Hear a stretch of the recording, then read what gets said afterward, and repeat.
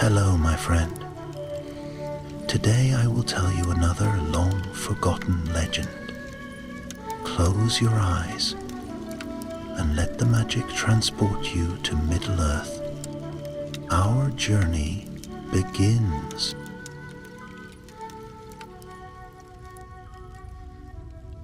The year that would later be named Sauron's Black Year began in silence, one so deep it unsettled even the elves of Eregion, who were slow to fear and quick to hope.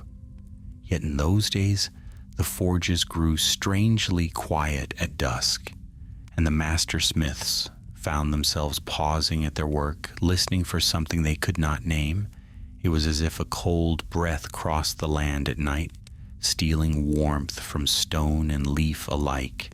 Calendir, young apprentice of the Gwaith y Myrdain, felt that chill keenly. He had grown beneath the golden lights of Austin Edhiel and knew nothing of war except the tales sung in lighter hours. Still, he sensed an unease that none could entirely hide as he crossed the wide courts toward the house of the jewel-smiths. He found Celebrimbor's apprentices gathered in a hushed knot, whispering over a newly arrived message from the eastern watchposts. "They say riders vanished near the borders," murmured Alarin, her usual brightness dimmed. "No trace of them, only scorched earth and ash, as if lightning struck from a clear sky." "Or something worse," another said under his breath. Calendar's heart tightened. For many years now, one had walked among the elves under a fair guise, Anatar, the Lord of Gifts, whose words were sweet and whose knowledge was vast. He had taught them much in craft and lore, and though doubts had once been raised, most had welcomed him gladly. Yet lately, Celebrimbor forbade his presence in the halls of the Myrdain, and no one spoke Anatar's name above a whisper. Calendir approached the group. "Has Master Celebrimbor seen this?" "He has," said Alarin, "and he has ordered scouts to ride eastward at once, quietly. He wants no panic." But the apprentices knew. Eregion stood on the edge of something terrible. That evening Calendir was summoned unexpectedly to Celebrimbor's private chamber. He entered to find the master smith standing before an open window, gazing towards the darkening east. His face, usually warm with firelit brilliance, was stern and troubled. "Calendir," he said, not turning, "you are young, but your eyes are keen. I have need of both." Calendir bowed. "What would you have me do, master?" "There are roads in the east that others fear to tread. I would send a small company, swift, silent, unnoticed, to learn what truly moves beyond our borders. You shall ride with them." The task struck Calendir like a cold wave. "Me, Lord? I am no warrior." "No," Celebrimbor said softly, "but you are steadfast, and you have not yet learned the kind of fear that blinds older hearts." He turned then, and though his expression was grave, it held a spark of trust that Calendir dared not refuse. "You leave at dawn. Take only what you must. Do not ride in open company, and if danger finds you, do not stand against it. Flee and return with tidings. That alone may save us." Calendir nodded, though his stomach twisted. He had longed for adventure in idle moments, imagining brave deeds in distant lands. But this felt different. Too real, too heavy, and far too close. That night he packed quietly, slipping through the silent halls where once the Myrdain laughed and sang. He paused outside the great forge where Celebrimbor had wrought wonders beyond counting. The room was dark now, its fires banked low, as if the heart of Eregion itself were holding its breath. At the city gates, the escort awaited him. 5 elves in gray cloaks, their faces hidden beneath hoods. Their leader, Captain Thorindir, inclined his head. "You are the smith, lad?" His tone held neither mockery nor doubt, only weary resolve. Calendar bowed. I am ready. Good, keep close, keep quiet, and whatever you see upon the road, speak of it only when we return. Before dawn's first gold touched the towers, they rode out beneath a pale sky. Eregion lay peaceful behind them, its gardens wet with dew, its walls unscarred. To a passing eye all seemed well, but Calendar felt the weight of the land shift as they crossed the boundary stones. A hush fell on the earth. Birds that should have greeted the morning instead watched from dark branches, restless and silent. They followed old paths eastward, moving swiftly through the rising day. At first, the road lay untouched, but by evening they reached a place where the grass was blackened as though a great fire had swept across it. Smoke still lingered in the air, faint but bitter. Thorndeer dismounted and knelt beside the scorched ground. Not lightning, he murmured. No storm passed this way. Calendar crouched beside him. What could do this? Thorndeer did not answer at once. Instead, he traced the ashes with his fingertips, frowning. When he finally spoke, his voice was low. Something with purpose. A cold wind stirred the dead grass, and then, faint, carried over the land like a distant drum, came a sound that froze them where they stood, the heavy march of many feet, not elven, not friendly. Thorndeer rose swiftly. Hide beneath the ridge, no torches, no sound. We watch, and we survive. They scrambled down the slope just as the noise swelled. Calendar pressed himself against the earth, heart hammering, as the ridge above them trembled with approaching forces. Then the first dark shapes appeared, rank upon rank, moving westward, beneath tattered banners, their armor black as night. Calendar's breath caught. There, riding at their center beneath a shimmering veil of shadow, was a figure tall and dreadful, crowned with a light that was not light at all. Anatar, no longer fair, no longer friend. At last, Sauron had revealed himself, and he was marching on Eregion. They waited in breathless stillness as the vast host passed above them. From their hollow beneath the ridge, Calendar could see only fragments. Iron-shod boots pounding the earth, cruel spears jutting against the darkening sky. The shadow of a great standard bearing a lidless eye, wrought in fire. Orcs snarled and cursed as they marched, their guttural voices scraping the air like rusted blades. Behind them strode grim-faced men of the East, hardened by long service under a dark master. Yet it was the silent, armored figure at the host's center that held Calendar's gaze in dreadful fascination. Sauron rode neither horse nor beast. He moved as though the shadows bore him, drifting forward with a terrible grace.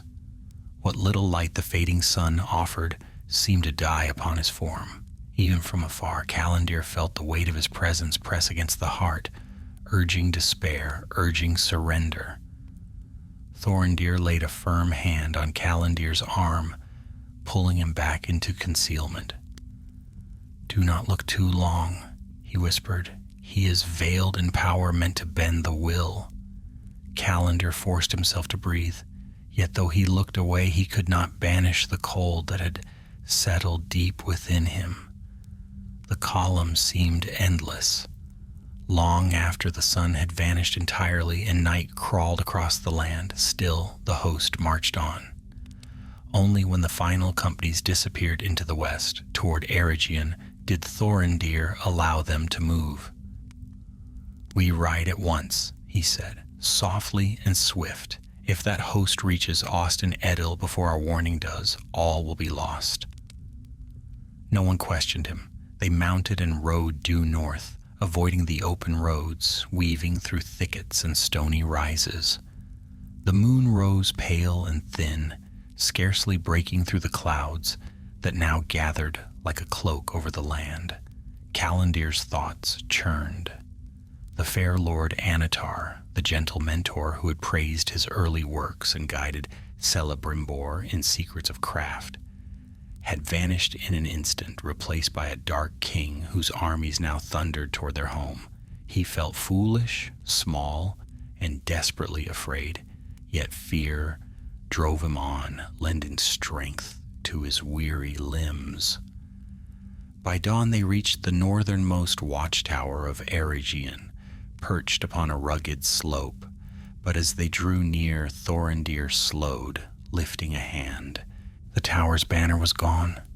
Smoke curled from the windows, faint but unmistakable. Calendir's breath hitched. They dismounted and crept closer. No sound came from within, no call of greeting, no clatter of armor. When Thorindir pushed open the charred door, a wave of ash spilled forth. Inside, the chamber lay in ruin. The walls were scorched black, and deep marks gouged the stone as if some monstrous force had torn through it. Calendir swallowed hard as they found the watchguards, fallen where they had stood, their weapons shattered beside them. Thorindir bowed his head. No ordinary foe did this. Was it the host? One of the scouts whispered. No, Thorindir answered. These burns, these marks. The tower fell before the host even passed our hiding place. Something swift struck here, a vanguard or worse. Calendir moved among the ruin, his eyes fixed on a strange mark seared into the stone floor, a swirling rune of fire and darkness, half melted yet unmistakable. Sauron's sorcery, he said, barely above a murmur.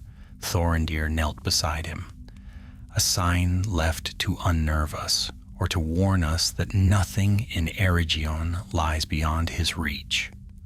There was no more time to linger. They mounted again and rode west, as rapidly as the rough land allowed. The day grew hotter and dust rose from the hooves of their horses, mingling with the growing haze on the horizon. Calendir noticed something else now, birds fleeing westward in flocks, as though driven before a storm. By midday, the walls of Austin Edhill came into view, pale stone gleaming beneath the sun. Relief washed through Calendir, but only briefly. Even from afar, they could see turmoil within the city. Elves hurried along the battlements. Messengers rode in every direction. Bells tolled from the towers, calling the people to arms. Thorindir pressed his horse to greater speed. The siege begins, he said. We may yet reach them in time. They galloped through the gates, which were already being reinforced with heavy timbers. Calendir felt dread tighten around him as he dismounted and looked upon his city, his home, now bracing for war. Celebrimbor stood in the great square, surrounded by captains and smiths alike. His armor glimmered faintly, newly forged, and yet ancient in design, a blend of Númenorian craft and elven grace. When he saw Thorindir approach, he strode forward at once. "What news?" he demanded. Thorindir saluted sharply. "Lord, Sauron marches with a vast host. They will be upon us before nightfall." Murmurs rippled through those gathered nearby. Celebrimbor's expression hardened like iron struck cold. "And Anatar?" he asked quietly. Thorindir answered with a grim shake of his head.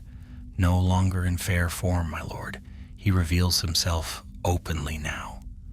Celebrimbor closed his eyes for a brief moment, sorrow and fury warring within them. Then he turned to the captains.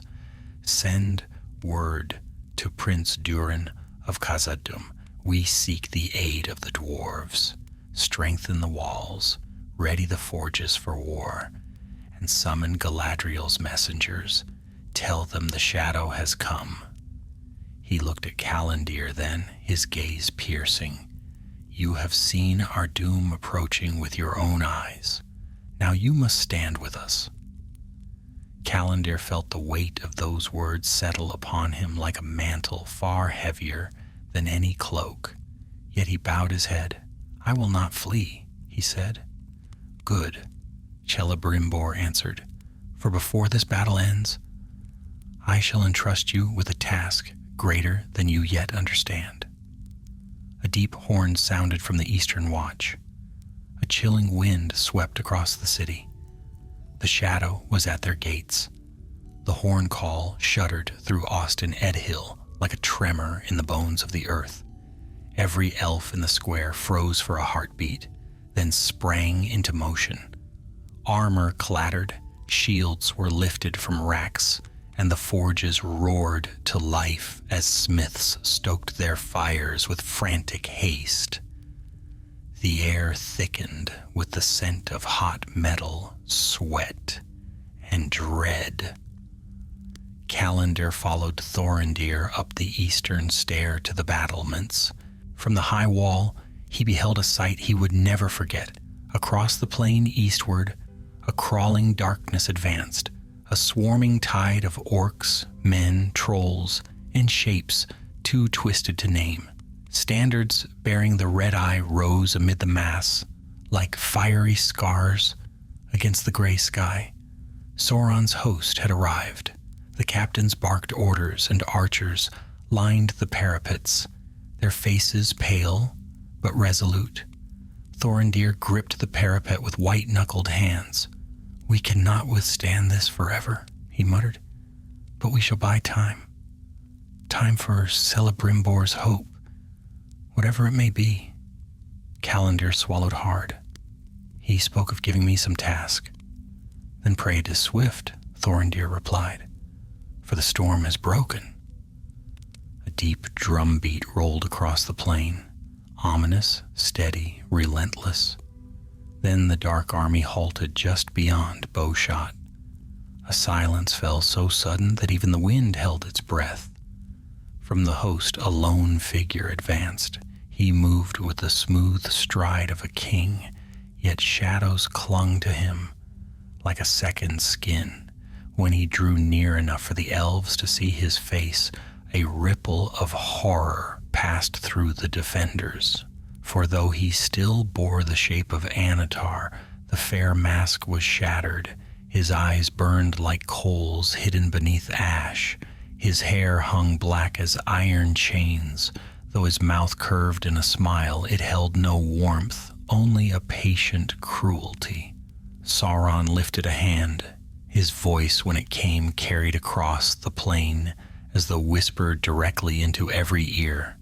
"People of Eregion," he said, soft as a sigh, yet sharp as a blade. "You have crafted wonders beyond the dreams of mortal kings. You have wrought rings that shine with power and hope. But you have taken for yourselves that which was given as a gift. Return to me that which is mine, and I shall spare your city." The archers shifted uneasily. Calendar felt the air tighten, as though the very stone of the walls leaned forward to listen. When no answer came, Sauron's smile widened. "Or," he continued, "you may refuse, and your fair jewel of the west shall burn." A murmur stirred among the defenders. Then Celebrimbor himself stepped onto the battlements, clad in gleaming armor, white cloak billowing in the strengthening wind. "Sauron," he called, voice ringing with clear defiance, "you were no giver of gifts. You betrayed our trust. You shall have nothing from us." For a moment Sauron looked almost sorrowful. "Then you choose the ruin of your people. I choose their freedom." The Shadow King inclined his head. "So be it." He raised both arms. The plains exploded with motion. Orcs surged forward, roaring. Siege engines creaked into place, great wooden towers crowned with iron rams. Trolls lumbered beside them, dragging massive stones. Arrows whistled through the air in black swarms. "Loose!" cried the elven captains. A hail of silver-fletched arrows answered, cutting down scores of the enemy. Callandir loosed his own, his hands trembling but steady enough. The sky darkened as fire and death crossed paths in the air. The first wave struck the walls like a thunderclap. Orcs scrambled up ladders, snarling as they thrust crude blades through the stone embrasures. Elves met them with spear and sword, casting them down into the churning mass below. Callandir forced himself to move, to fight, to breathe. He parried a jagged spear, thrusting up from a ladder's top, and kicked it away. Another orc lunged, and Thorindir cleaved it before it reached them. "Stay behind me," the captain shouted, but Callandir did not. He saw a ladder hook onto the stones near a wounded archer who struggled to rise. Without thinking, he rushed to her side, slashing the ropes until the ladder toppled with the orcs that clung to it. For a brief instant, triumph flared within him. Then the world shook. A massive boulder, hurled by troll strength, smashed into the tower beside them. Stone shattered, dust billowed. The battlement groaned under the impact. "Fall back," Thorindir ordered. "The wall will not hold." They ran along the parapet as more stones hammered the defenses. All around them elves fought and fell. Flames leapt where fire arrows struck the wooden beams. Below, the gates strained under the first assault of the battering ram. Callandir felt despair rising, but even as the enemy pressed nearer, a sudden horn call pierced the chaos. A deep, rising note that echoed through the city like a mountain answering the storm. Thorindir froze. "That is the signal from the house of the Myrdain. Celebrimbor summons us." "What does he need of us now?" Callandir asked, panting. "Something vital," Thorindir said grimly, "for he would not call us from the walls in our darkest hour unless the fate of Eregion hung upon it." They raced down the winding stairs, weaving through rubble and bodies. The city that had once shone with craft and song now trembled with battle cries and falling stone. When they reached the great doors of the Myrdain, Celebrimbor himself met them, his armor splattered with dust, his eyes burning with fierce resolve. "Thorindir," he said, "we have little time. Bring Callandir." Callandir stepped forward, heart pounding. Celebrimbor held in his hands a small coffer of polished wood, carved with runes so ancient they seemed to shimmer. "You must listen carefully," he said, "for I now entrust to you the greatest task of your life." The chamber behind Celebrimbor was dim, lit only by the glow of forge fires banked low, their flames shifting like restless spirits. The air trembled with distant explosions as the siege raged outside, yet within these walls a deeper stillness reigned, a stillness of decision, heavy with fate. Celebrimbor set the carved coffer upon a stone table. Its surface gleamed strangely as though it carried its own quiet light. Callandir felt a tremor in his chest merely standing near it. Something within the box pulsed faintly, alive with a power he could not name. Thorindir bowed. "What would you have of us, Lord?" Celebrimbor looked first to him, then to Callandir, and in his gaze burned both sorrow and unyielding strength. "Sauron desires the three," he said, voice low. "He knows not where they lie, but he guesses well enough that they are still within my keeping. If he should gain them," his jaw tightened, "the west would fall into shadow, and Middle-earth would kneel before him. These rings must be removed from Eregion before the city is taken." Thorindir inclined his head slowly. "Then we shall carry them out at once." "No," Celebrimbor replied. "You, Thorindir, must lead the northern defense. Without you, that flank will collapse. I cannot spare you." He turned to Callandir. The young elf felt the world narrow until only the coffer and Celebrimbor's eyes existed. "You will bear them," Celebrimbor said. Callandir's breath caught. "Me, Lord? I am no guardian of such things. Surely another—" "There is no one else," Celebrimbor interrupted, firm but not unkind. "The enemy watches all captains, all heralds, all lords. Sauron expects great warriors and renowned messengers to carry burdens of worth. He will not look for you." Callandir swallowed. His hands felt numb. "But why me?" Celebrimbor stepped closer. "Because you are brave without pride. You are steady without seeking glory. You have walked unseen where others would falter. And—" a faint, sad smile touched his lips. "You have not yet been broken by despair." Thorindir placed a steady hand on Callandir's shoulder. "It is a perilous honor," he murmured. Celebrimbor opened the coffer. Inside, wrapped in white cloths, lay 3 rings, each radiant in its own way. One shone like starlight, caught in adamant. Another glimmered with the warmth of fire at dusk. The last gleamed pale as a silver dawn. Even veiled, their power pressed against the air, humming with life and purpose. "These must go to their intended keepers," Celebrimbor said. 2 are bound by secret messengers who shall meet you beyond the western road. The 3rd you will place in the hands of the Lady Galadriel when you reach safety." Callandir stared at the rings, overwhelmed. "How shall I elude the host surrounding us? They are closing every road." "You will not go by road," Celebrimbor answered. "Durin's folk have sent word. They will open a hidden gate of Khazad-dûm if we can reach it. Thorindir will guide you to the entrance. Beyond that, you must trust to the dwarves' tunnels and your own courage." Thorindir nodded grimly. "It will be a hard path, but safer than the open fields." From outside came another thunderous crash. The gates shuddered, and a ripple of fear passed through the walls. Celebrimbor lifted the coffer and placed it in Callandir's hands.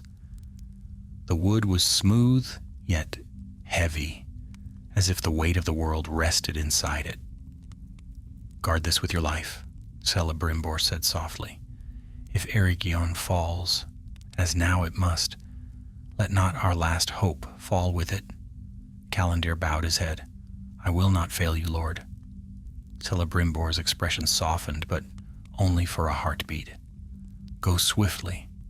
Thorindir pulled Callandir toward a side passage, even as the main doors of the Myrdain trembled under distant impacts.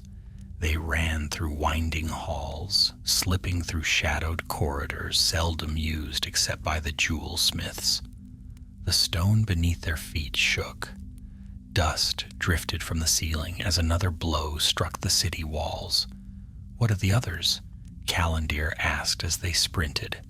"They will hold as long as they may," Thorindir answered without slowing. "Our task is to make their sacrifice mean something." They burst into a narrow courtyard where a handful of elves awaited them, riders clad in gray cloaks, their faces grim. Horses stamped nervously, sensing the terror spreading across the city. "These are yours to command," Thorindir said. "I will lead you through the servants' gate. After that, I rejoin the fight." Callandir hesitated. "You are not coming with me?" Thorindir clasped his shoulder. "My place is with my warriors. Yours is with what you carry." Callandir felt his throat tighten. He wanted to speak, to thank him, to protest, but words failed. Thorindir seemed to understand. He gave a brief, fierce nod. Then they mounted. A pair of elves heaved open the small wooden gate that led into an alley between 2 lesser workshops. Smoke drifted through the air. tinged with the scent of burning timber. Screams echoed faintly from far streets. The enemy had breached the outer quarter. Fighting was already spilling into the city's heart. Thorindir pointed. "Follow the narrow lanes westward. Keep to the shadows. If fortune favors you, you will reach the hillside before the noose tightens." He stepped back as the riders filed into the alley. Callandir looked at him one last time. "May the Valar guard you, Captain." "And you," Thorindir replied. "Ride swiftly, Callandir. Ride as though all our hopes rest upon your heels, for they do." Then he turned and vanished back toward the eastern walls, sword drawn. The riders urged their horses onward. The alley opened into a warren of twisting paths, and the sounds of battle grew louder behind them. Buildings smoldered. Distant flames flickered like red phantoms. Yet for a time they moved unseen. Callandar kept one hand on the coffer, holding it close against his chest. Every heartbeat seemed to echo with the thought, "Do not falter, do not fail." At last they reached the outer ring of houses that bordered the western slope, but as they emerged from the shadows, a terrible horn blast shattered the fragile silence. A band of orcs rounded the corner ahead, snarling as they spotted the riders. "Go!" Callandir cried, and the desperate flight began. The orcs rushed forward with guttural cries, raising scimitars and jagged spears as they barreled down the slope toward the fleeing elves. Callandar felt his pulse hammer as he pulled hard on the reins, urging his horse into a swift turn. Behind him, the riders split into two streams, weaving between broken carts and fallen stones scattered across the western quarter. "Keep tight to me," he called, his voice shaking with urgency. Arrows hissed through the air like angry insects. One struck the wall beside him and shattered. Another grazed the flank of a rider to his left, who winced but stayed astride. The orcs' advance was reckless and ferocious, but their movements were disordered. Still, more poured into the lanes behind them, drawn by the sound of pursuit. The riders sped on, hooves striking sparks off the cobblestones. Smoke drifted in curling tendrils from burning workshops, blurring the edges of the world into shifting shapes. Above the rooftops, tall plumes of fire rose near the city's heart, Eregion's jewel-like beauty swallowed by a growing storm. Callandar forced himself to focus. Reach the hillside, reach the hidden gate. Every step of his horse felt fragile, as if the slightest misstep would doom them all. A sharp whistle pierced the air. One of the riders cried, "Left, down the Potter's Lane." They veered sharply. The narrow road bent around a ruined kiln house. Its roof collapsed inward, as though crushed by a giant hand. No sooner had they rounded the corner than more orcs appeared ahead, this time led by a massive Uruk with a horned helm. He roared and lifted his axe. "Break through!" Callandir cried. The elves did not hesitate. Swords flashed in the dim light. The orcs lunged to meet them, but the elves' charge was swift and fierce. The first clash sent the front rank of orcs reeling. Two fell beneath elven blades before they could even scream. The Uruk swung his axe in a mighty arc, aiming straight for Callandir. There was no time to dodge. But one of the gray-cloaked riders intercepted the blow, parrying it with a cry. The force of it threw her from her horse.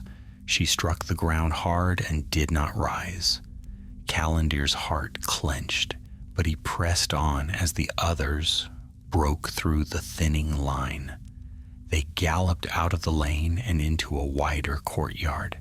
Here, the air was clearer, the smoke drifting high above rather than choking the ground. The western hills rose beyond the far archway, close now, achingly close. Callandir urged his mount forward, the coffer pressed tightly against his chest.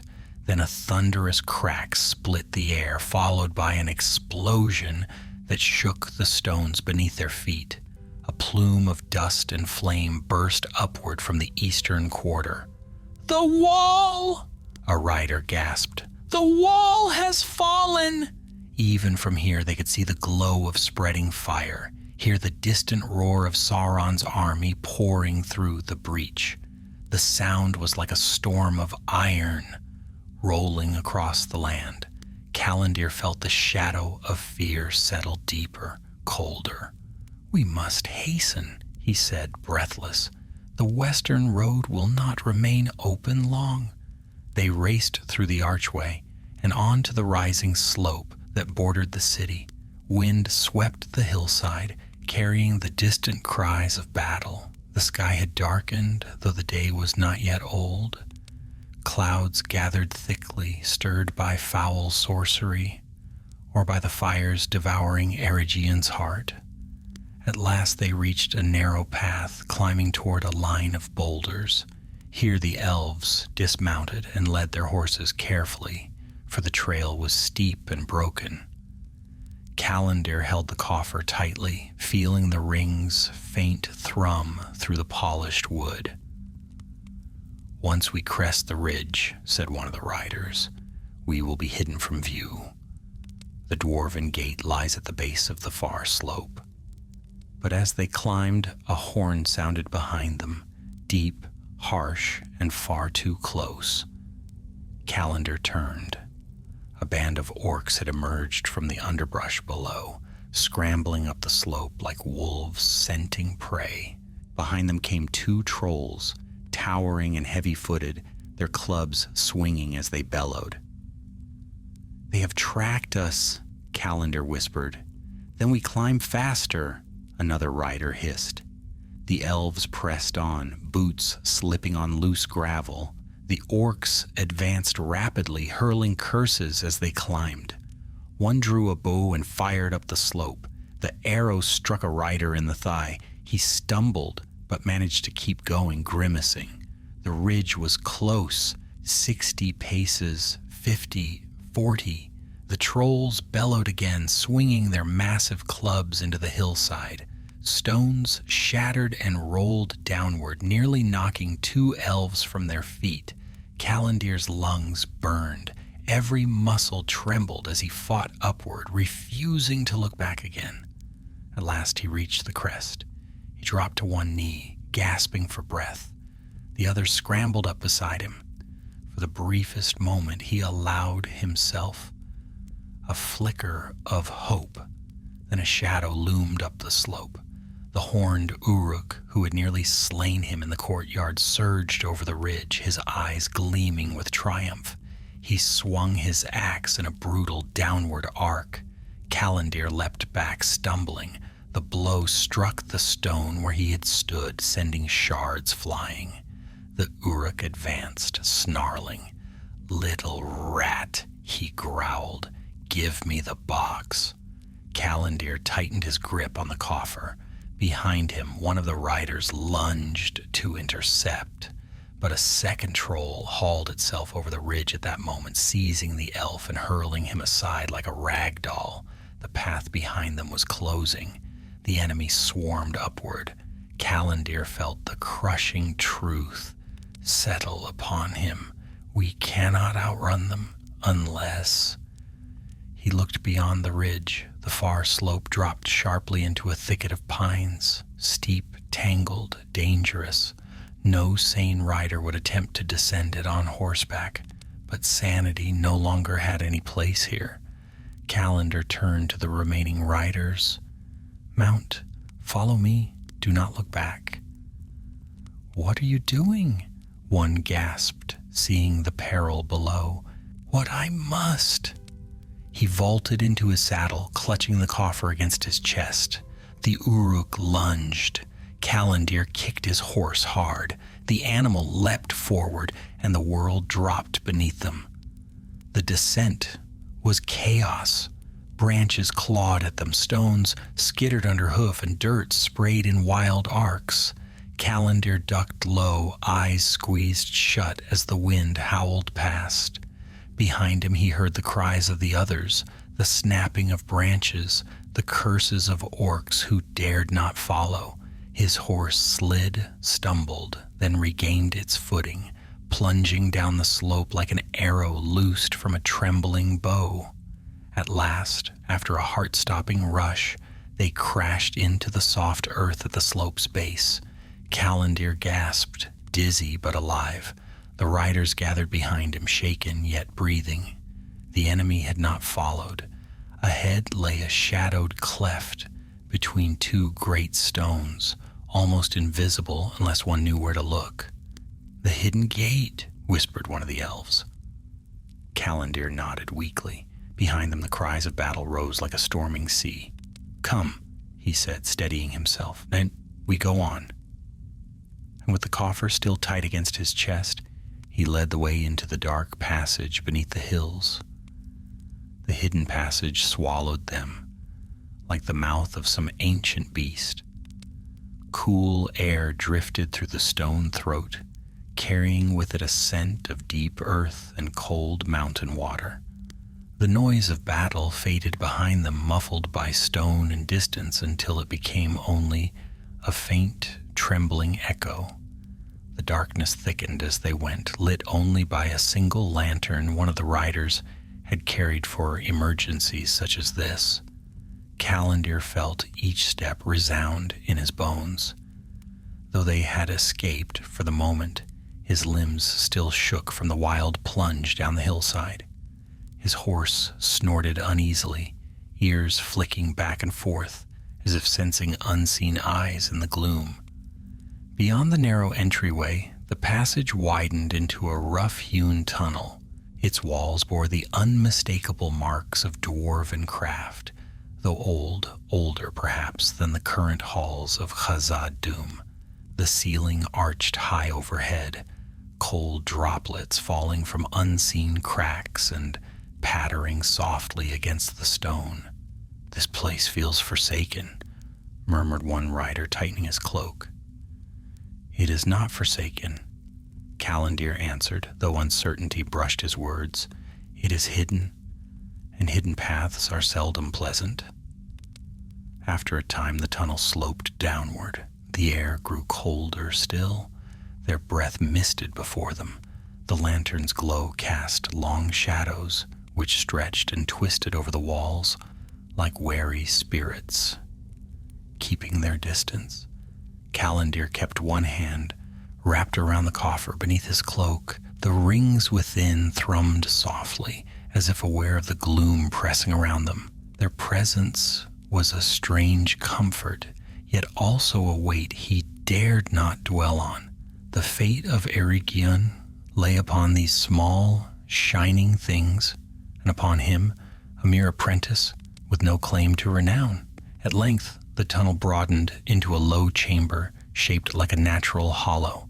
Here stood a stone archway, its lintel carved with runes in the angular script of Durin's folk. Dust dimmed the letters, but Calendar recognized enough to understand their meaning. "Here lies the western postern. Knock only in great need." Thorindir had spoken truly. Few alive in Eregion even knew such a gate existed. The riders dismounted. One stepped forward and struck the stone with the butt of his spear. 3 measured blows. For a moment, nothing happened. Then a deep rumble answered, like the shifting of massive gears grinding far below. The wall before them split along a hidden seam, opening inward to reveal a crack no wider than a doorway. Warm torchlight spilled through the gap, along with a gust of air tinged with the scent of forged smoke and stone dust. A single dwarf stood in the opening, clad in mail, helm crested with gold. His dark eyes swept over the elves with stern curiosity. "Who calls at the gate of the west wall?" he asked in a voice like gravel sliding down a mountain. Calendar stepped forward, trying to keep the tremor from his voice. "Calendar of Eregion. We seek refuge under the protection of Durin's house. We bear tidings of great peril. The dwarf's gaze settled on the coffer beneath Calendir's cloak for almost a full breath. Then he nodded once. You are expected. Enter swiftly. The riders led their horses through the narrow gap, and the gate sealed behind them with a final, echoing thud. They now stood in a long corridor lined with torches, flickering in iron sconces. The dwarf turned without another word and strode ahead. Calendir followed with the others close behind. As they walked, the corridor widened into a carved hall whose walls gleamed with veins of silver and white quartz. Though the place was not grand compared to the deeper halls of Khazad-dûm, it bore the unmistakable handiwork of proud craftsmen.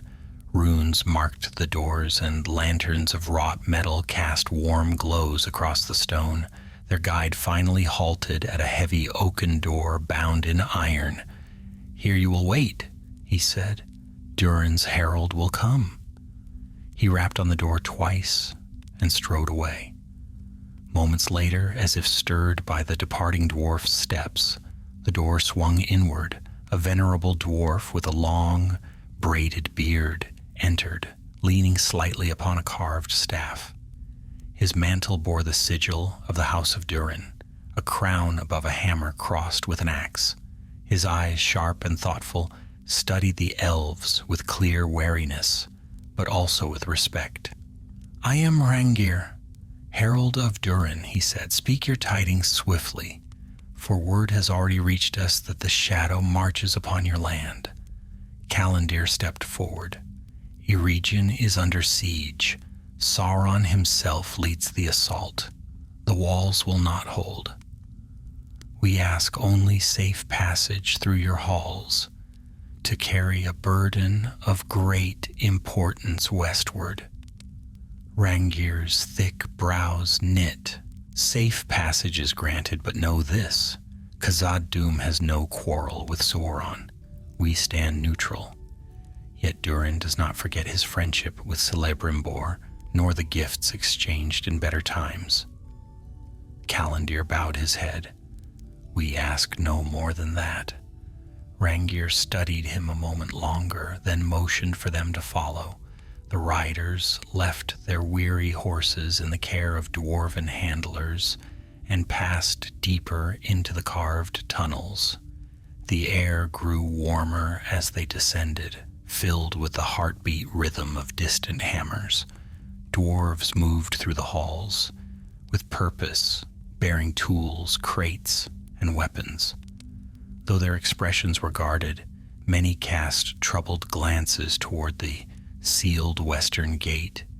Calendir felt the weight of every eye. He kept the coffer hidden beneath his cloak, sensing that even its presence stirred unease among these stout folk. At length they entered a smaller chamber marked by stone pillars and a long table carved from a single block of granite. Beyond one pillar burned a deep red brazier whose glow cast flickering shadows on the walls. Rangir gestured for them to sit. You shall rest here for a time, he said. Durin will send word when the path is prepared. Then he departed, leaving the elves alone. A heavy silence fell. Calendir sank onto a stone bench, exhaustion washing over him at last. His limbs trembled, not from fear alone, but from the strain of battle, flight, and the relentless burden of responsibility. One of the riders leaned back with a weary sigh. I did not think we would see the inside of Khazad-dûm again. Another nodded grimly. Nor did I think Eregion would fall so swiftly. Calendir closed his eyes. Images of the burning city flickered behind his lids, the smoke curling above rooftops, the roar of orcs swarming the streets, the crumbling of the eastern wall, the cries of the wounded echoed faintly, haunting him. He pressed a hand to his brow, trying to quiet his racing thoughts. It is not over, He reminded himself, there is still a path, still a purpose. He opened his eyes again as the chamber door creaked open. Rangier returned, but this time he was not alone. A dwarf in dark, gleaming armor stepped through the doorway, tall for his people, broad of shoulder, and bearing a presence that filled the chamber with quiet authority. His beard was braided with strands of mithril. His helm bore a golden crown wrought in the style of the eldest kings. Durin himself had come. The elves rose at once. Durin regarded them with a stern but thoughtful gaze. "Elves of Eregion," he said, his voice deep and steady, "you come to us in dark hours. Know this, though my people must guard their borders, I will not deny you refuge. The west road beneath the mountain shall be opened for you." Calendar bowed deeply. "We are in your debt, Lord Durin." The dwarf king's eyes narrowed slightly, settling upon Calendar with a weight that pinned him like a spear. "You carry something," Durin said quietly, "something wrought by hands, both cunning and perilous. The mountain feels its presence." Calendar's breath stilled. He lowered his gaze but did not deny it. Durin gave a slow nod. "Keep it hidden and keep it safe. Shadows move even in the deep places of the world." He turned to Rangier. "Prepare the escort. They ride within the hour." Then Durin looked once more to Calendar, his dark eyes glinting beneath his helm. "Sauron's wrath will not end with Eregion," he said. "Carry your burden well, young elf. The fate of many now rests upon a road few dare walk." And with that, the king of Khazad-dûm departed, leaving Calendar standing in the shifting firelight, more aware than ever of the weight he bore and the darkness pursuing him through the narrowing paths of Middle-earth. The mountain swallowed time itself. Minutes became indistinguishable from hours as Calendar and the remaining riders followed Rangier down a long stair that wound deeper into the roots of the world. The air shifted slowly from the forge scent of Khazad-dûm's upper halls to the colder breath of untouched caverns. Their footsteps echoed in a steady rhythm, mingling with the distant thrum of dwarven hammers far above, like heartbeat and memory fading into stone. Lanterns flickered along the walls, faint halos in the pressing dark.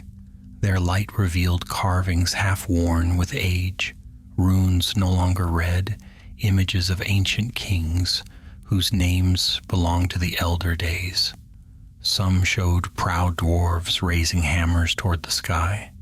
Others depicted battles long forgotten, foes whose forms were now but shadows on the stone. Calendar felt the weight of ages pressing around him, as if the mountain itself listened to their passing with patient curiosity. Rangier halted at last where the stair ended in a broad landing. Before them stretched a great cavern, vast and hollow as a sleeping giant's heart. Black water pooled across the floor, fed by thin waterfalls that poured from cracks in the ceiling high above. Pillars of natural stone rose from the depths, like trees petrified in the moment of reaching toward the sky. The sound of dripping echoed, steady and slow. At the cavern's far end waited a company of dwarves, 10 warriors clad in dark mail, each bearing a torch and a broad-hafted axe. Their leader stepped forward, helm crest adorned with silver, a master of the underways. "Rangier," the captain said, bowing slightly, "the westward tunnels are cleared. We can guide them to the outer gate." Rangier turned to Calendar. "From here your road grows more treacherous. The deep tunnels twist and wind, and though we guard them fiercely, there are places even we do not linger. Stay close to our escort. Speak not to the shadows. And if you hear a voice calling from behind, do not answer. One of the elven riders frowned. What voices wander in such places? Rangir's expression hardened. None that bear friendship. He stepped aside, allowing the dwarven captain to lead them onward. Kelander walked at the head of the elven line, the coffer cradled beneath his cloak. The rings pulsed faintly as though sensing the darkness and the depths. A strange tension coiled inside him. Not fear alone, but an awareness of being watched by the mountain's unseen eyes. He wondered whether the dwarves felt it too. They crossed the cavern along a narrow stone bridge that spanned the black pool. Water lapped softly at the pillars below, its chill breath rising like mist around them. Kelander glanced down once and quickly looked away. The pool's depths seemed endless. No light reached its bottom, only a vast blackness that felt older even than Khazad-dûm. Beyond the cavern, a passage opened into a twisting corridor carved long ago. Here the walls were smoother, the floor worn by centuries of dwarven boots. Their torches cast red and gold glimmers upon the stone, revealing branching side tunnels and tall doorways sealed with iron bars. The dwarven captain raised his torch. "These halls lead to the western eave," he said. "The road is secure for now." But as they walked, the air grew colder. The tunnels narrowed, then widened again into chambers supported by stone ribs arching overhead like the skeleton of some ancient beast. At times, Kelander felt the faint tremor of shifting rock, as though the mountain stirred in restless sleep. Hours seemed to pass. Then, in one corridor choked by shadows, a whisper brushed Kalandir's ear. Soft as moss on stone, yet unmistakable. "Wait." He stiffened. Another whisper drifted through the air, coming from behind them, though no one walked there. "Do not leave." Kelander clenched his jaw and kept moving. Shadows only. Old echoes, he told himself, though the words rang hollow. Beside him, one of the elves shuddered visibly. Rangir's warning echoed through his mind. "Do not answer." The dwarves marched on undisturbed. Either they did not hear the whispers, or they had long since learned to ignore them. At length they came upon a fork in the passage. Here the dwarven captain paused to confer with one of his warriors. Before them, 2 tunnels led into darkness. One left, one right, nearly identical but for the faint breath of air reaching from the left passage. It was a cold breath, too cold. The captain frowned. "This is strange. The wind should come from the westward door, not from the deep cracks." "Could the tunnels have shifted?" asked one of his companions. "Perhaps." The captain lowered his torch. "We shall take the right passage. The left road is too cold for the season." They turned toward the right-hand tunnel.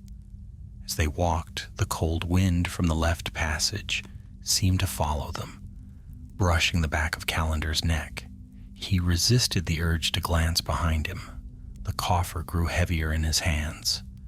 After a long stretch of climbing corridors and echoing halls, the dwarven captain halted once more. They now stood at the brink of a colossal drop, a chasm cleaving the earth wide as a riverbed, plunging into darkness below. A narrow stone path wound across it, held aloft by arches carved directly from the cavern walls. Torchlight cast wavering shadows that clung to the precipice like lingering spirits. "This," said the captain, "is the bridge of Sazin. Cross swiftly and do not linger." Kelander nodded, though the mere sight of the chasm made his stomach tighten. They led their horses single file, hooves clacking against the stone. The void yawned beneath them, cold drafts sweeping up from its depths. Every echo seemed to carry farther here, magnifying each breath. Halfway across, a strange sound reached them, a rhythmic tapping, Metal against stone, distant yet deliberate. The dwarven captain froze. Hear that? Another tap, then another slow, precise beckoning. Callandir felt the hair rise on his arms. One of the dwarves muttered, "Nothing walks that way who means well." The captain braced his axe. "Hurry!" They moved faster, steps quickening, though the narrow path allowed no great speed. The tapping grew louder, closer. A faint glow appeared in the darkness far behind them, blue and flickering, like cold flame. The dwarves exchanged grim looks. "Do not run," the captain said low. "If we run, it may follow." Yet the tapping quickened regardless. Callandir felt his heartbeat thunder. The coffer seemed to thrum in warning. At last they reached the far side of the chasm. The dwarves pushed them ahead, urging haste without panic. The cold blue glow brightened behind them, and a chill swept through the hall. Like a sudden storm wind, they entered a side tunnel narrowing into a stone throat. The dwarven captain barked an order. "Seal it." Two dwarves heaved a thick iron door closed behind them. The sound of the great bolts sliding into place reverberated through the passage. The tapping ceased. The cold glow vanished. In the sudden quiet, Callandir exhaled, realizing only then that he had been holding his breath. "What was that?" whispered one of the elves. The dwarven captain shook his head grimly. "The deep places house things older than you or I. Let us hope it does not trouble us further." They walked on in uneasy silence.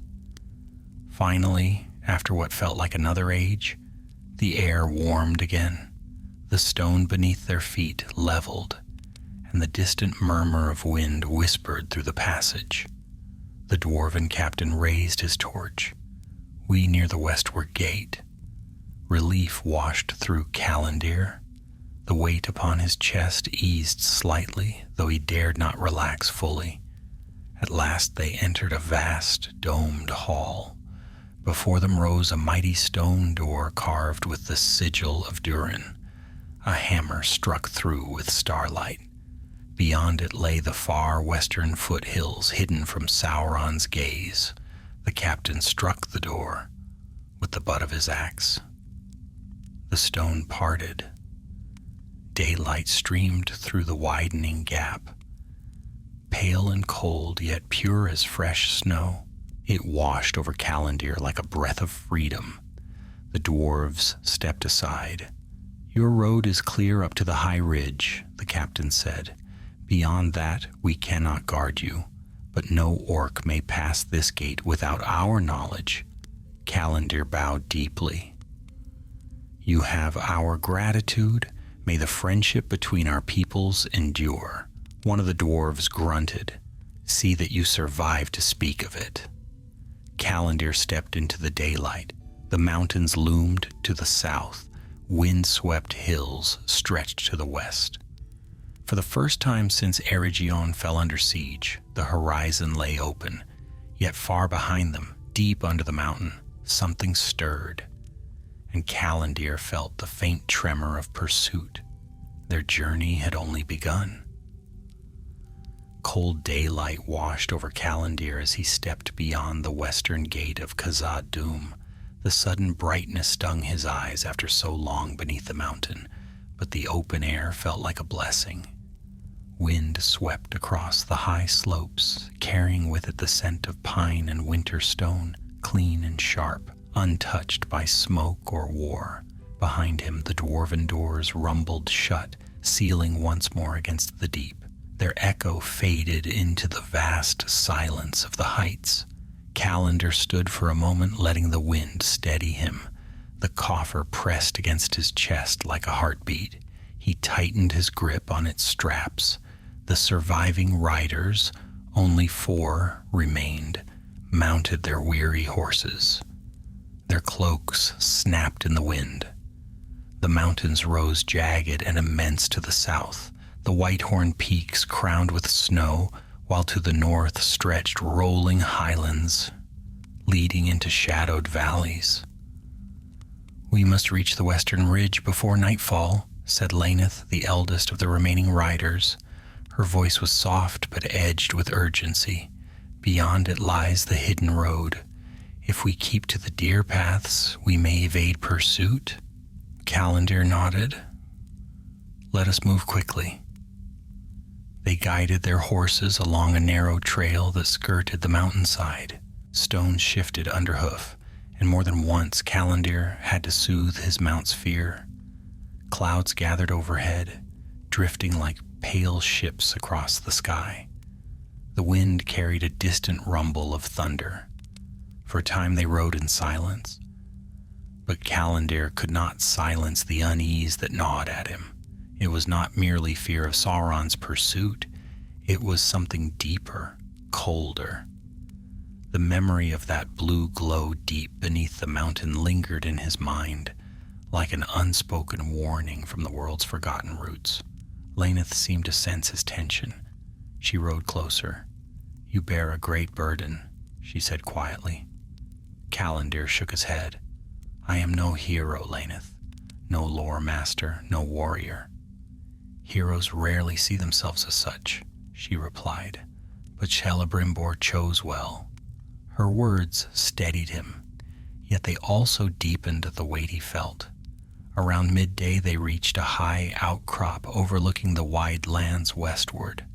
From there, the world unfurled before them in rolling hills, scattered forests, and winding streams glinting like silver threads. Far to the southwest lay a faint smudge of trees, the very edge of the golden wood. But farther still, eastward, the horizon darkened. Callandir turned. Smoke rose in the distance, smeared against the gray sky like ink. His chest tightened. Eregion burned. The city that had been his home now flickered as a distant wound on the land. The fires were too large, too widespread. No refuge remained in its walls. Laneth bowed her head. "May the valor protect those who yet flee." Callandir could not speak. After a long moment, another rider, a quiet elf named Thalin, raised a hand. "We should descend the ridge. The hidden road lies below, but the path is steep. We must go with care." They rode onward. The descent proved treacherous indeed. Loose gravel slid in sudden sheets, and the narrow path twisted along cliff edges where a single misstep would mean death. Twice they dismounted and led their horses by the reins. Mist gathered among the rocks as afternoon shadows lengthened. Near the base of the ridge, the terrain softened. Sparse pines clung to the slopes, and the wind grew quieter. Here the hidden road began, marked only by a slight depression in the grass, a trail so old it seemed grown rather than carved. They followed it cautiously, but as they entered a small valley between two rises, Callandir's horse tossed its head with a warning snort. The elf reined it in. "What is it?" he whispered. Thalin raised a hand, listening. At first, Callandir heard nothing but the wind. Then, a distant clatter of stones, a low grunt, the faint scrape of metal on rock, not far behind them. Laneth's eyes narrowed. "We are followed." "Orcs?" one rider whispered. Callandir shook his head slowly. "Too quiet. Orcs are never so patient." Thalin drew his bow, nocking an arrow. "Let us quicken our pace." They moved on at a brisk but cautious trot. The valley deepened, and the pines thickened around them. Shadows stretched long across the path.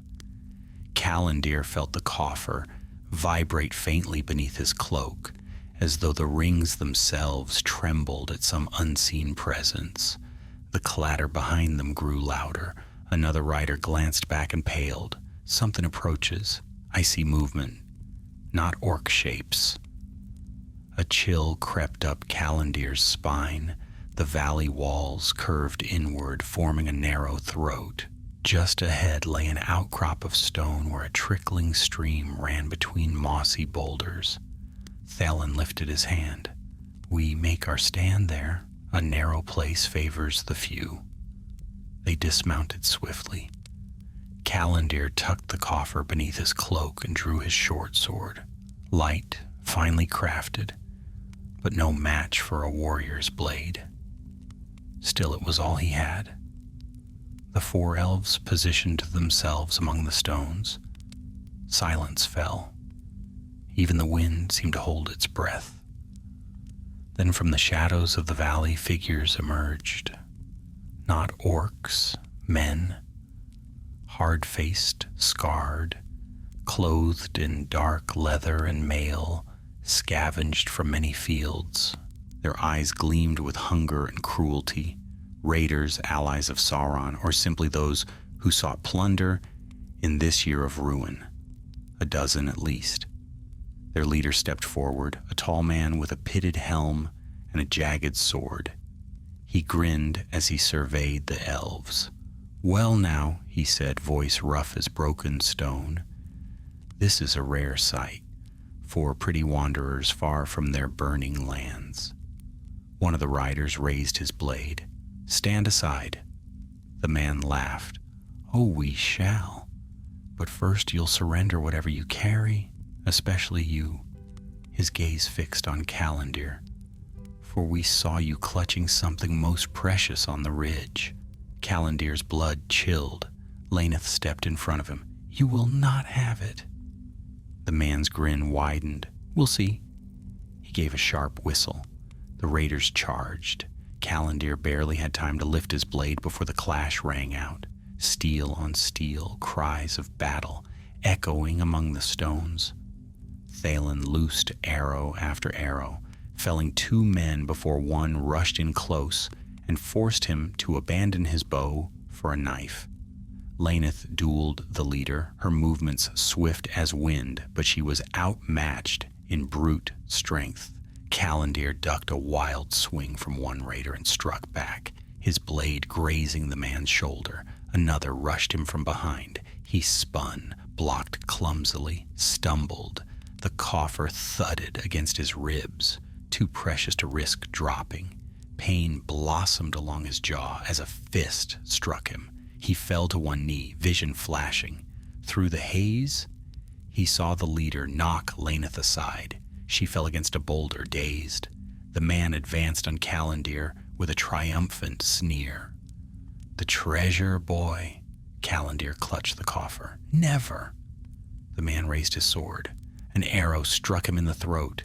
He collapsed without a sound. Thalin, bleeding, staggering, lowered his bow with trembling hands, then fell to one knee as another raider slashed at him. The battle raged on. The elves fought fiercely, but the raiders outnumbered them. One by one, the riders faltered. Callandir felt his strength ebb, fear clawing at his mind as another enemy closed in. Then the earth shook. A deep rumble rolled through the valley, startling friend and foe alike.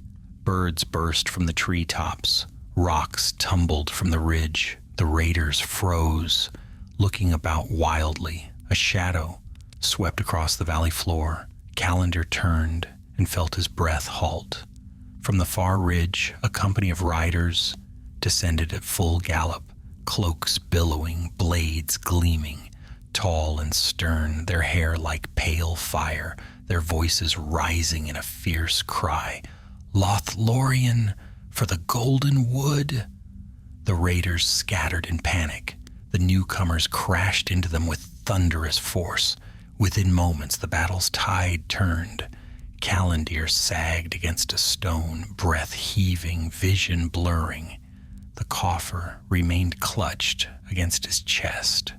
One of the golden-haired riders reined in before him, dismounted swiftly, and knelt at his side. Her gaze was sharp and bright as starlight through leaves. "Be at peace," she said. "You are safe now." Her hand touched his brow. Then darkness swept over him like night, falling across a wounded land. Calendar awoke to the rustle of leaves and the slow murmur of running water. A soft golden light filtered through a canopy of high boughs, warm and gentle as the early dawn. For a moment he knew neither where he was nor how much time had passed. Only the peace of the place pressed upon him. Strange, for peace had fled the world when Eregion fell. He blinked, wincing as a dull ache throbbed across his brow. He lay upon a soft pallet woven of reeds and silken threads, set beside a clear woodland stream. The air was fragrant with the scent of malorn leaves, cool earth, and some sweet herb he could not name. No smoke, no fear, no sound of pursuit, only soft bird song and the whisper of the breeze. A healer knelt beside him, her hands gentle as she pressed cool cloths to his temples. Her hair shimmered like pale gold, braided in the fashion of the Galadrim. "You return to waking," she said softly. "Be still a moment. The blow you took was harsh." Calendar touched his head and felt a tender swelling. "How long?" "Not long," she replied. "The sun has set and risen twice since the company brought you from the valley. 2 days." He sat up slightly, startled. "The others, Laneth, Thalin, did they survive?" The healer's eyes lowered. "Laneth lives. Her injuries were deep, but she fights yet. Thalin." She hesitated. "He did not. He fell before the riders reached him." Grief pierced Calendar like a blade. Thalin's quiet strength, his steady bow, lost. Another life taken by the dark tide sweeping the land. "I am sorry," the healer murmured, placing a hand lightly on his shoulder. "He died with courage." Calendar nodded faintly, grief and exhaustion pressing him back onto the cushions. When he steadied himself again, his first instinct was to reach beneath his cloak. The coffer was there. He exhaled in relief.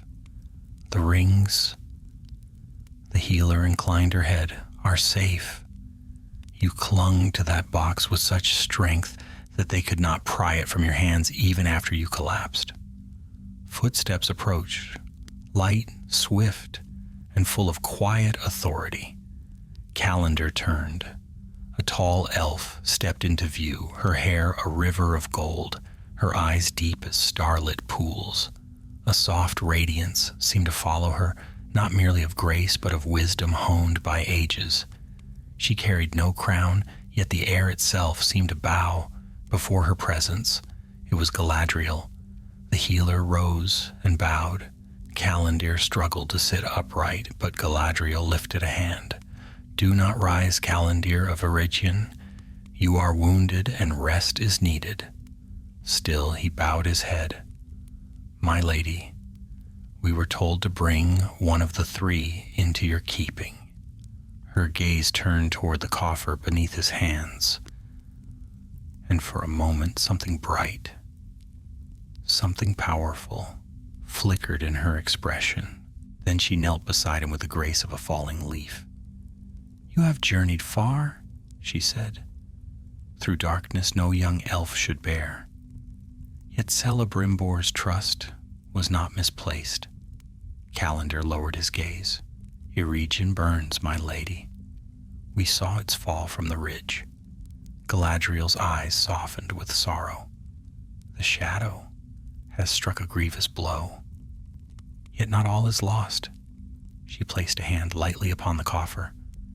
"You may give it to me." Calendar hesitated, as though releasing the coffer would loose some final thread, tying him to his home. But at last he unclasped it and held it out. Galadriel accepted it with reverence. She opened the lid. Within, wrapped in its white cloth, lay a ring wrought of purest mithril. At its heart shone a stone pale and clear as morning starlight, a jewel that seemed to hold the memory of unfallen light. Nenya, the white ring of water.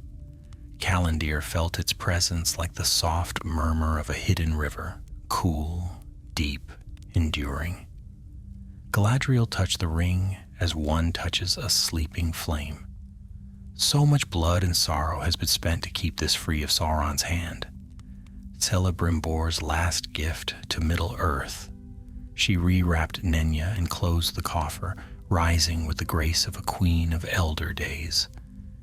"You have done what few could," she said, "but your journey is not yet ended." Calendir blinked. "Not ended? 2 more rings remain," she said, "and the messengers destined to bear them are still to be found. The enemy moves swiftly across the land. Roads once safe now swarm with foes. The burden must be passed on before Sauron's hunters reach these borders." Calendir's heart sank. He had hoped, foolishly, that the task ended here, but he saw the truth in her eyes. Sauron would sweep westward. None were safe. "What must I do now, my lady?" he asked. Galadriel studied him for a moment before speaking, as though weighing his strength against the demands of the hour. "First, you will rest," she said. "Your wounds must heal. After that..." She turned as soft footsteps approached. A second figure entered the glade, tall and broad-shouldered, clad in the greens and golds of the Galadrim. His hair was dark gold, his eyes stern yet kind. It was Celeborn. He bowed to Galadriel and then regarded Calendir with quiet approval. "Well met, Guardian of the Rings. You have earned great honor." Calendir flushed. "I only did what Celebrimbor commanded." "Many would have failed in your place," Celeborn said gently. "Even courage must learn its name." Galadriel rested her hand upon Celeborn's arm. "The enemy hunts survivors from Eregion. They sweep the woods east of the Golden Wood. If they find this valley..." Celeborn nodded grimly. "We cannot tarry." He turned to Calendir. "When you have slept, you will ride with a small guard to a hidden ford of the Nimrodal. There you will meet with the shipwright's messengers from Lindon. One bearer of the 3 will receive his ring from you." Calendir straightened, the weight of purpose gathering again around him. "I will go." Celeborn's gaze grew thoughtful. "There is more. We fear Celebrimbor has fallen." Calendir's breath faltered. He'd feared as much since the walls broke, but hearing it aloud struck him like a blow. Galadriel closed her eyes briefly. "His spirit burns still in our memory, but Eregion is lost. Now we must preserve what we can." A long silence followed, filled only by the sigh of leaves overhead. At length Galadriel placed a hand upon Calendir's brow. Warmth, deep, gentle, and filled with strength, flowed through him. "You shall not bear this burden alone," she said softly. "Hope remains, though shadow gathers, and hope must be carried step by step by those willing to walk in darkness." She rose and looked toward the distant trees, where golden light filtered through the branches. "Rest now, Calendir of the Myrdain," she said, her voice like the whisper of ancient stars. "For when night falls again, your road begins anew." Calendir lay back upon the pillow, exhausted yet steadied. The world dimmed around him. The murmur of the Nimrodal lulled him toward sleep. As he drifted, he heard Galadriel speak softly to Celeborn. He is young, yet steadfast, a spark that Sauron did not foresee. And Celeborn answered, "Even a spark can survive a storm, if shielded well." Their voices faded. Darkness took him gently, but beyond the woods, across the burning plains of Eregion, the storm still gathered, and somewhere in the deepening night, Sauron's hunters had already begun their search. Night settled softly over the Golden Wood, cloaking the malorn trunks in silver shadow. High above, the leaves shone like pale gold beneath the stars, as though they held some memory of a sun long vanished. Calendar woke to the quiet hum of unseen voices, elves singing in low tones, weaving a warding melody around the encampment. The air glowed faintly with their enchantment, calm and guarded. He sat up slowly. His wounds still ached, but strength had returned to his limbs. The glade where he had slept was empty now, save for the healer who kept watch. She nodded toward a nearby path. "They await you by the stream, Calendar." He thanked her and followed the winding track. The dark silhouettes of ancient trees stretched around him, their roots coiling like sleeping serpents. Fireflies drifted lazily across the undergrowth, their light soft as candle flames. At the stream's edge, Celeborn stood with several Galadrim warriors. Their cloaks matched the shadows. Their longbows glinted faintly. Calendar approached and bowed. "You are recovered?" Celeborn asked. "For now," Calendar answered. "Good." Celeborn gestured to the warriors. "These 5 shall ride with you as far as the Nimrod's ford. From there you must go alone, for the shipwright's messengers will not reveal themselves unless you approach unaccompanied." Calendar nodded solemnly. The thought of parting from these skilled protectors filled him with unease, yet the importance of secrecy outweighed comfort. "Galadriel asked that I remind you," Celeborn continued, "that the enemy's gaze hunts not only for the rings themselves, but for any who may carry word of them. Trust no wandering shadow. Speak to no traveler who knows your road." Calendar hesitated. "My lord, you do not think Sauron knows of my escape?" Celeborn's face darkened. "He may suspect. His servants scour Eregion's ruins and range westward like wolves.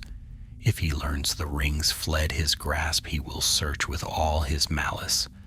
But knowledge is not yet certainty. That remains our advantage." Calendar drew a quiet breath, trying to still the churn of doubt within him. One of the warriors stepped forward, offering him a bundle wrapped in gray cloth. "Your gear restored, and a fresh cloak, woven with our craft. It may hide you from unfriendly eyes, though nothing hides from the enemy forever." Calendar accepted the cloak gratefully. Its fabric was strangely light, yet warm, and it shimmered faintly like moonlit mist.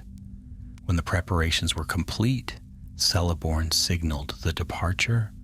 The warriors mounted swift forest steeds, their hooves whispering against the leaf-strewn ground. Calendar rode among them, guided by their silent gestures. They did not speak openly in these shadows, where even the trees listened. The company moved eastward through winding paths, known only to the Galadrim. Calendar soon lost all sense of direction. The wood was vast, and its trails cunningly hidden. Yet the warriors navigated with confidence, leading him deeper toward the eastern fringe of the golden wood. Time slipped strangely beneath the Malorn canopy. Hours passed in quiet travel, unbroken except for the soft cry of nightbirds and the low whisper of wind stirring the boughs.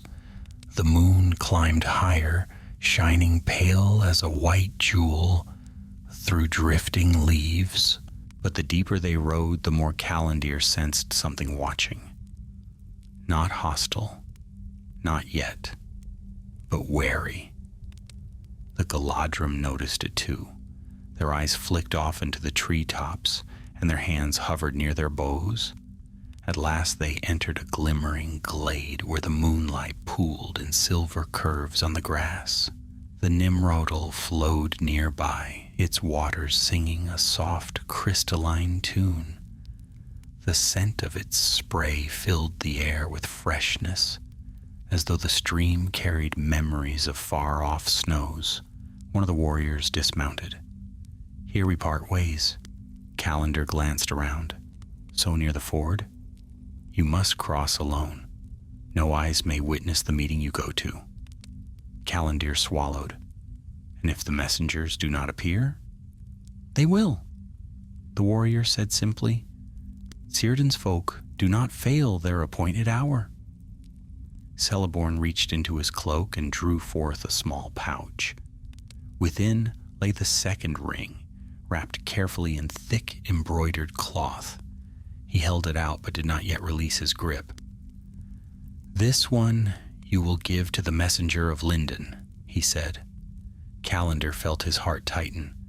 My lord, may I look upon it once? Celeborn hesitated, then nodded. He unfolded the cloth slightly. A golden ring gleamed within, set with a ruby bright as living fire. Narya, the ring of fire. Callandir felt its warmth from where he stood, subtle, steady, like an ember cupped against winter. Though it did not blaze, it seemed to breathe with a quiet courage, as if it carried the memory of unbroken hope. Celeborn wrapped it again and placed the pouch in Callandir's hands. Guard it well. Let no mortal touch it. And if danger finds you, do not attempt to wield its power. Such deeds are beyond mortal folly. Callandir nodded. I understand. Celeborn stepped back. Then go. May the stars shine upon your road. The warriors gave him a final salute. Then, silent as passing shadows, they vanished into the depths of the wood. Within moments their presence faded entirely, swallowed by the trees. Callandir stood alone beside the shimmering Nimrodel. He breathed deeply. The air tasted of cold stone and starlight. Then he stepped into the stream. The water was icy, startling him with its bite, but it carried a gentleness that calmed his pulse. As he waded across, ripples glowed faintly beneath the moonlight, as though each step left a fleeting path of silver fire. He reached the far bank and paused, listening. At first he heard nothing but the rush of the stream and the sigh of trees. Then, crunch, a footstep. Callandir tensed, hand drifting to his blade. The forest before him seemed to shift, leaves rustling though no wind stirred. Hold, came a voice, soft but commanding, shaped by ages of wisdom and sea-born sorrow. Show your face. Callandir stepped into a patch of moonlight. From the trees emerged two tall elves, clad in robes the color of deep twilight. Their cloaks bore the emblem of a white ship beneath a star, and their eyes shimmered like the reflection of moonlight on waves. Lindon's messengers, the foremost of them, his hair silver as foam, studied Callandir with steady intensity. You bear the sign of Celebrimbor's house, he said. But this is no time for courtesy. Have you the charge we seek? Callandir lifted the pouch with both hands. I do.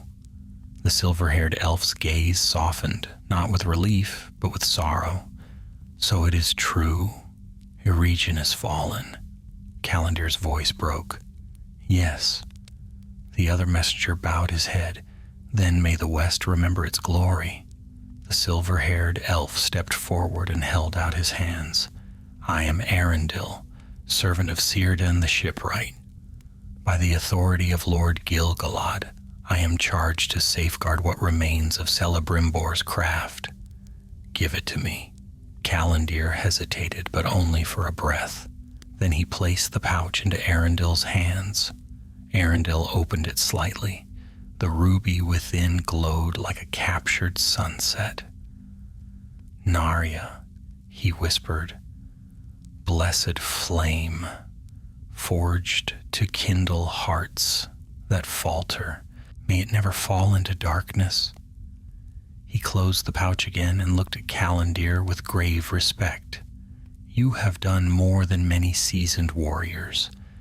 Your name will be spoken with honor in Lindon. Callandir bowed, overwhelmed. But before Arundel could speak again, a faint tremor shivered through the earth. A chill swept the glade. The trees rustled, unbidden by wind. Arundel tensed. Did you bring pursuit? Calendar shook his head. No one followed me. I was careful. Another tremor, stronger. From the shadows beyond the ford came a faint, distant horn blast. Calendar felt the blood drain from his face. That is no elven horn, Arundel said quietly.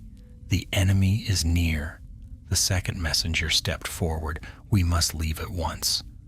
Arundel nodded, tightening his grip on the pouch. Calendar, you must flee westward. Go now. Run. Calendar drew a shuddering breath. What of you? We will draw them away, Arundel replied. Now go. Another horn sounded, closer this time. Wolves howled in the forest's depths. Harsh voices echoed faintly between the trees. Sauron's hunters had found the trail. Calendar turned and ran. Calendar ran as if all the night behind him had grown sharp teeth. Branches whipped past, the forest a blur of moonlit silver and deep shadow. The air stung in his lungs. The earth thudded beneath his boots in steady, desperate rhythm. Behind him the cries of pursuit rose, harsh voices, guttural commands, the baying of wolves trained in evil service. Sauron's hunters were close, too close. The golden wood's borders shimmered faintly in the distance, its enchanted wards shimmering like a thin veil. If he could reach them, perhaps the shadows would falter. But safety was not promised, even under Malorn boughs. Not anymore. A sudden howl split the night, closer than before. Calendar risked a glance back. Shapes moved among the trees, lean, dark forms loping swiftly, wolves, their eyes burning with unnatural malice. Behind them strode taller figures cloaked in black mail, their helms wrought in the likeness of snarling beasts. Orcs, or worse, creatures touched by Sauron's will, driven by a single command. Find the ring-bearers. Calendar pressed on, weaving between ancient trunks. He could no longer hear the messengers of Lindon. Their distant clash with the hunters had faded behind the wall of trees. He prayed that Arundel escaped. He prayed Narya was safe. He prayed his own steps would last long enough to matter. The ground dipped sharply ahead. Calendar slid down a bank of loose soil and tumbled into a shallow hollow filled with bracken. Pain shot through his left arm as he struck a root. He bit back a cry and scrambled to his feet. The forest thinned here, opening into a moonlit glade. Too open, too exposed. The hunters poured from the trees behind him. A tall creature stepped forward, an orc captain armored in plated black iron. Its helm bore horns like a twisted crown, and its long, jagged blade gleamed dully. Its grin was a slash of broken fangs. "Elf!" it hissed, voice like stones scraping steel. "You will not run farther." Several wolves fanned out, circling. Calendar's hand fell to his sword, small, light, a jeweler's blade rather than a warrior's, but he held it with steady desperation. "I will not surrender," he said. The captain laughed, a rattling, joyless sound. "We know, your kind rarely do." It raised a clawed hand. The wolves leapt. Calendar threw himself sideways. Teeth snapped inches from his face. He slashed blindly, and his blade found flesh. A wolf yelped and recoiled, bleeding. Another darted in from the right, claws raking at his cloak. Pain flared along his ribs as it caught him. He staggered back, breath ragged. The captain advanced, sword lifted leisurely, as if this were a sport. Calendar struggled, upright, bleeding, trembling. For a moment he saw the glint of victory in the orc's eyes, the certainty that the chase was over. But something stirred behind Calendar, a breeze, a soft tremor. Then an arrow whistled from the tree line and struck the orc captain cleanly through the throat. The creature choked, dropping its sword, and toppled backward with a heavy thud. A moment later, a dozen slender shapes descended from the trees like silent stars falling into battle. The Galadrim. They moved with deadly grace, blades flashing, bows singing. Wolves fell before they could leap. Orcs crumpled with arrows in their throats. Every strike was precise, measured, lethal. Callandir stumbled back as one of the warriors landed beside him, dispatching a wolf with a swift thrust.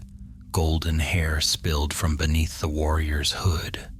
"Callandir," she called, "stand behind me." It was Laneth, alive. She stepped forward, her blade weaving a shimmering arc as she drove back the nearest hunters. Though still wounded from the previous battle, she fought with fierce determination. The glade erupted into chaos, shouts, snarls, the hiss of arrows. The orcs, though fierce, were outmatched by the Galadrim's sudden onslaught. Within moments, their formation broke. But the wolves did not flee. They gathered at the edge of the glade, teeth bared, hackles raised, eyes gleaming. A strange, low growl rippled among them, as if something unseen commanded them to hold. Callandir felt the hair rise on his arms. Then, from the shadows beyond the glade, a tall figure emerged. Not an orc, not a wolf. A man, clad in black robes bound with iron clasps, his face hidden beneath a hood. A pale, ghost-like mask covered his features, its expression frozen in an emotionless sneer. His hands were bare, white as bone, and around him swirled a faint, sickly glow. Not sorcery, not fully, but something near enough to chill the blood. The Galadrim tightened their ranks. "A servant of Sauron," Laneth whispered, "a hunter of the shadow paths." The masked figure raised his hand. Callandir felt his breath seize. The air grew heavy. The wolves crouched, their muscles tensing. "Hand over what you carry," the hunter said, voice quiet as a whisper and colder than midwinter. "The rings are no longer yours to keep." Callandir stepped back instinctively. "I carry nothing for you." The hunter tilted his head slightly. "Lies burden the soul, little jewelsmith, but fear not. Your death will be swift." Before Callandir could respond, Laneth stepped in front of him, blade raised. "You shall not touch him," she said. The hunter regarded her with mild curiosity. "I do not need to." He lowered his hand. The wolves sprang. The Galadrim met them with steel and arrows. The glade roared with the clash of battle yet again, though this time the enemy fought with unnatural coordination. Callandir found himself dragged backward by one of the elves as another stepped into the fray. Laneth remained at the forefront, driving her blade into the wolf leader's flank. The creature yelped, staggered, then lunged again with murderous fury. The masked hunter walked forward slowly, calmly, as though the battle raging around him were merely a distraction. His hand drifted toward his belt, brushing a curved dagger engraved with runes Callandir did not recognize. A dangerous weapon, possibly worse. He raised it. An arrow streaked from the left and struck the dagger, knocking it from the hunter's hand. It clattered into the grass. The masked figure hissed, not in pain but in irritation. Another figure stepped into view from the trees. A tall elf clad in travel-worn garments, a hood drawn low over his brow, a longbow in his hand. Callandir did not recognize him, but Laneth did. "Lord Amroth," she cried. The Prince of Lorien, swift as the wind, sharp as starlight, lowered his bow and advanced. "You trespass where you are not welcome," he told the hunter. The masked figure studied him without fear. "You stand between Sauron and his due. I stand between you and those you seek to corrupt," Amroth replied. The hunter stepped backward, and the wolves followed, retreating into the dark beyond the glade. But before he vanished entirely, he spoke one last time. You cannot protect them forever. The world burns, and the rings will return to their master. With that, he slipped into the shadows, his presence fading like smoke carried on wind. Silence fell, broken only by the soft cry of night birds. The battle was over. Calendar sagged to his knees, trembling with exhaustion. Laneth knelt beside him, checking his wounds. You are safe, she said softly. For now. Amroth approached, bow in hand. His eyes were keen, measuring. Your journey grows more perilous with every hour, Calendir of the Myrdain. The enemy moves swiftly, and his hunters grow bolder. Calendir drew a shuddering breath. Arundel, did he escape? We do not yet know, Amroth replied, but we shall send scouts before dawn. He rested a hand on Calendir's shoulder. You must come with us to Lorien. The lady and lord await you. And there, before the Golden Wood's heart, you must prepare for what comes next. Calendir looked toward the distant hills, heavy with shadow. The road ahead was dark and growing darker, but he nodded. For the fate of the rings, the road must be walked. Dawn crept slowly over the Golden Wood, pale and cool, as if unsure whether it dared disturb the long shadows clinging to the forest floor. Calendir rode at the center of the Galadrim, flanked by Laneth and 2 silent wardens. Amroth led the company ahead, light of foot, even in the dimness before sunrise. No birds sang, even the wind whispered softly, wary of the night's lingering chill. The glade where they had fought was now far behind, swallowed by distance and silence. But Calendir could not shake the lingering weight of the masked hunter's presence. He felt as if some strand of shadow still stretched after him, thin but unbroken. The road wound deeper into the heart of Lorien. As they went, the trees grew taller, their golden leaves gleaming faintly in the half-light. A river's quiet murmur accompanied their path, the Nimrodal flowing beside them like a pale ribbon of starlit water. Despite his exhaustion, Calendir felt a strange peace settle slowly in his chest, but it was not a peace that lasted. Calendir, Laneth said softly as they rode side by side. You are pale. Does the wound trouble you? I am only tired, he answered, though the ache in his ribs gnawed at him. Everything has happened so swiftly. My mind has scarcely caught its breath. That is natural. Few could endure what you have faced. Calendir allowed himself a faint smile. Sometimes I wonder if Celebrimbor truly saw something in me, or if he simply chose the nearest fool. Laneth shook her head. It was not happenstance. We've seen many rise in dark hours who never believed they could. You are among them. Her voice, though gentle, carried no pity, only truth. Before Calendir could reply, Amroth raised a hand for silence. The company halted at once, listening. No sound came except the river's murmur, but Calendir noticed that even the water's song seemed more cautious here. Amroth's keen eyes scanned the woods. Our scouts report movement along the outer borders, he said quietly. The hunters have not given up their search. Laneth stiffened. Here? In Lorien? Not within the warded lands, Amroth replied, but they test the boundaries. Sauron grows bold. Calendir shivered. Do they know I am still alive? We cannot be certain, Amroth said, but they know the rings were sent westward, and they will seek any who had part in their escape.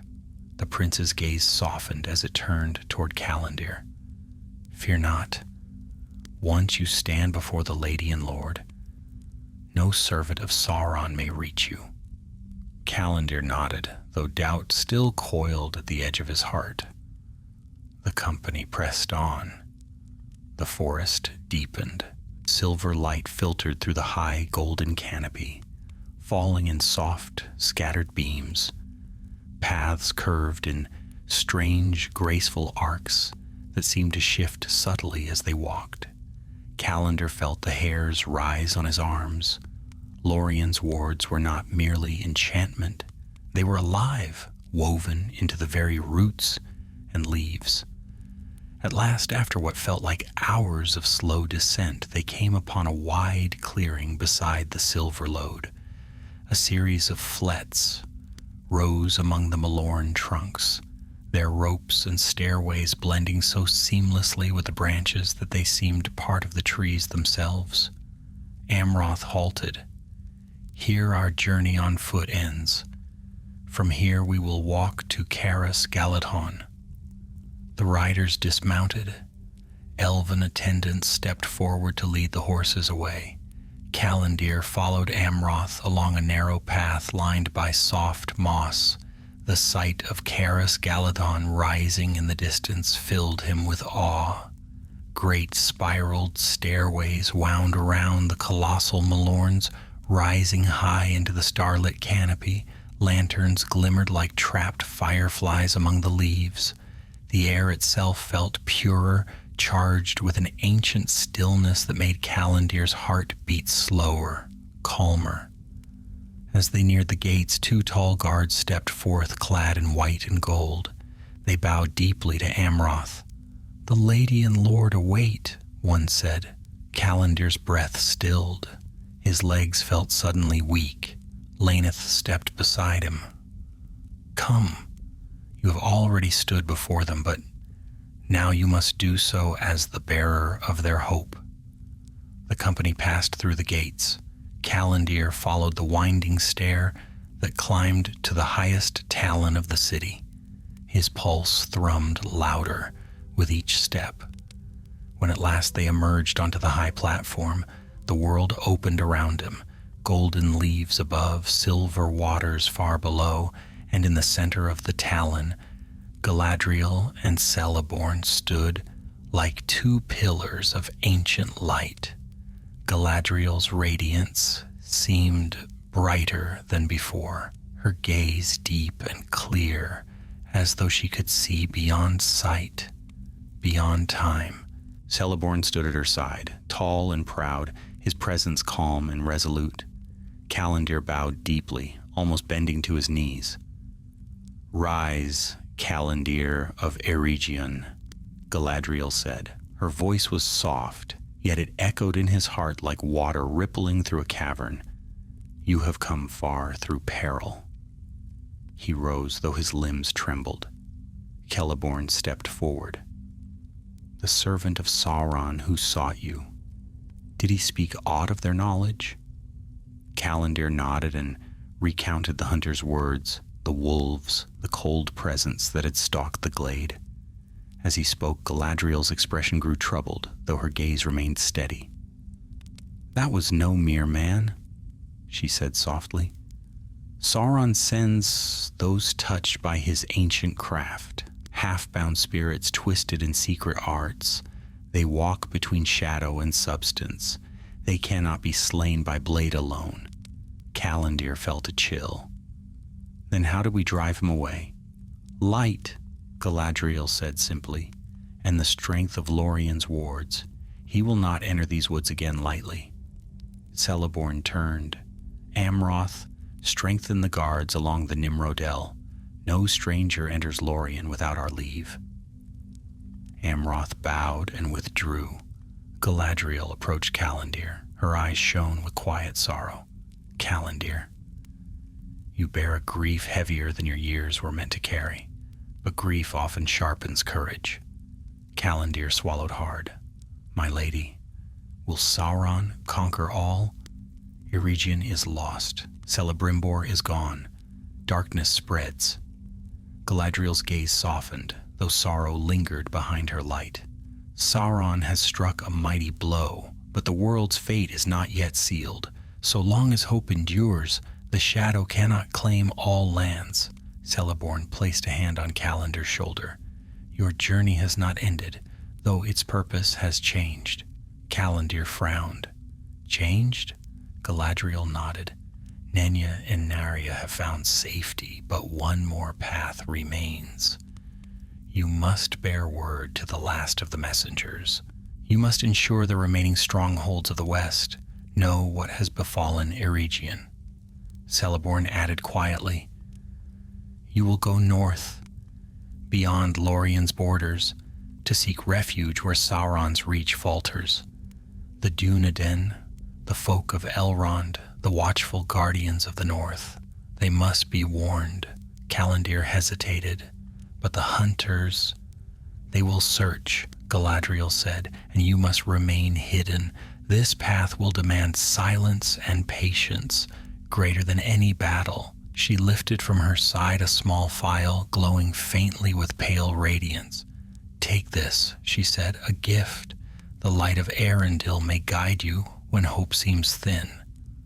Calendir accepted it with trembling hands. It felt warm, alive, comforting.